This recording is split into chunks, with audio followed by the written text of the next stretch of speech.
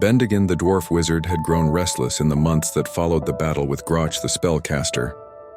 It seemed that all he could think about was adventure, but all was quiet on his side of the world. A trip would do me good, he thought as he packed his knapsack full of apples, his pipe, and a book how to carve small ornaments from wood. He grabbed his wand that he sometimes used as a cane and walked Traveler's Road until he reached the Whispering Willows and took a small break for the night to camp out underneath the stars. He finished off an apple and then lit his pipe as he laid against a lettuce patch. He could hear rustling creatures in the trees, but he soon drifted off to sleep with no worries at all. That night he dreamt of his youth and time wasted running through lily fields and picking clover. His mother's face appeared briefly in the dream, smiling at him, and then he awoke. He was so much older now, and the memories of youth were no more than dust sprinkled over his brain.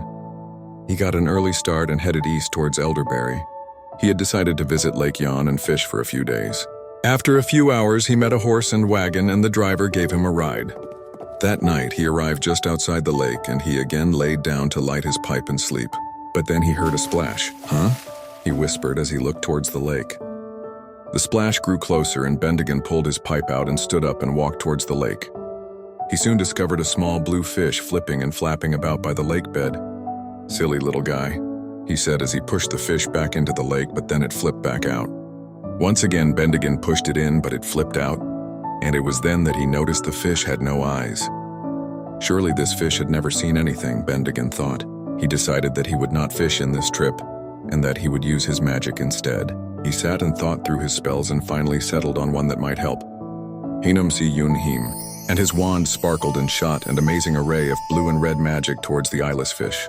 When it struck the fish, the creature began to shiver, and in a flash 2 eyes formed on its body. Soon it began to look around at the old dwarf wizard and flip and flap on the rock bed.